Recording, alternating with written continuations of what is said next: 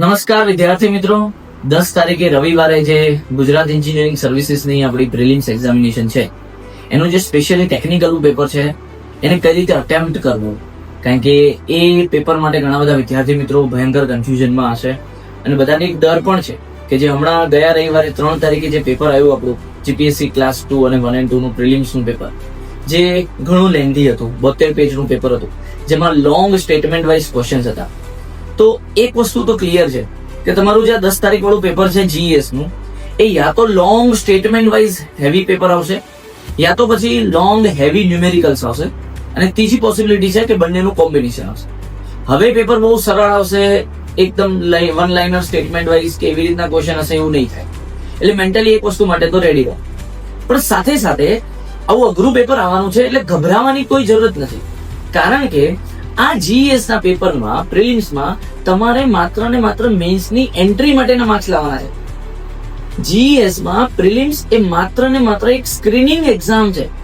આમાં તમે બહુ વધારે પડતા માર્ક્સ લઈ દેશો તો એ તમારા ફાઇનલ મેરિટમાં નથી ગણાવવાના, એટલે આ એક પ્લસ પોઈન્ટ છે. એટલે અહીંયા આપણે મેન્સમાં એન્ટર થઈ જઈએ એટલા માર્ક્સ આપણા આવવા જોઈએ. હવે એના માટે શું કરવાનું, તો જો પેપર ભલે ગમે એટલું લેન્ધી આવે, ગમે એટલું અઘરું આવે, પણ એમાંથી એવા પ્રશ્નો તો નીકળશે જ કે જે ફંડામેન્ટલ વન લાઇનર હશે, જે 1 કે 2 સ્ટેપના ન્યુમેરિકલ હશે કે જે તમે બહુ ઇઝીલી અટેમ્પ્ટ કરી શકશો તમારી જે પ્રમાણેની તૈયારી છે. તો એવા જે પ્રશ્નો છે એ તમારા રાઉન્ડ 1 માં પેપરને રાઉન્ડ વાઇઝ આપણે અટેમ્પ્ટ કરવાનું છે.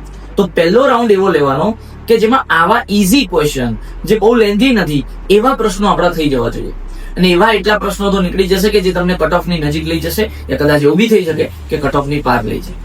તો પહેલા તો આવા પ્રશ્નો આપણાથી છૂટી ના જાય, આવા પ્રશ્નોમાં આપણાથી મિસ્ટેક ના થાય, આવા પ્રશ્નોમાં આપણાથી નેગેટિવ માર્કિંગ ના થઈ જાય, એનું ખાસ ધ્યાન રાખો.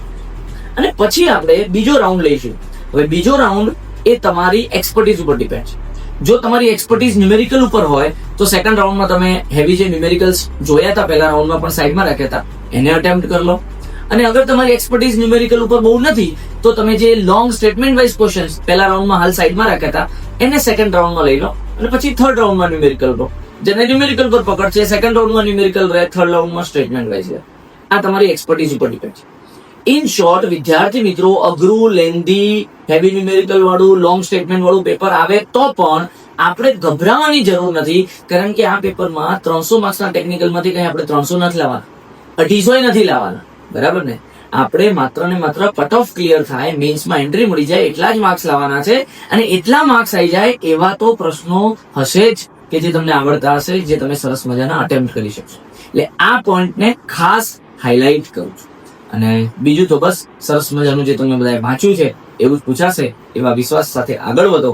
અને જે સરસ મજાનું શ્રીમદ ભગવદ્ ગીતામાં કૃષ્ણ ભગવાન કહેતા હોય છે કે કર્યા વગર કઈ મળતું નથી અને કરેલું ફોગટ જતું નથી. આ વાત અચૂક યાદ રાખજો. જો શિદ્દતથી, ડેડિકેશનથી, સિરિયસનેસથી મહેનત કરી છે તો સરસ મજાનું પેપર તમારા ફેવરમાં જ આવશે. એ વખતના એ જે 3 કલાકનો સમય છે એ પણ તમારા ફેવરમાં આવશે અને બહુ સારું તમે પરફોર્મન્સ કરી શકશો. So all the very best to all my dear students.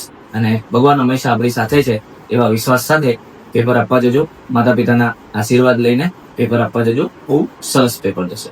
જય હિન્દ, જય ભારત.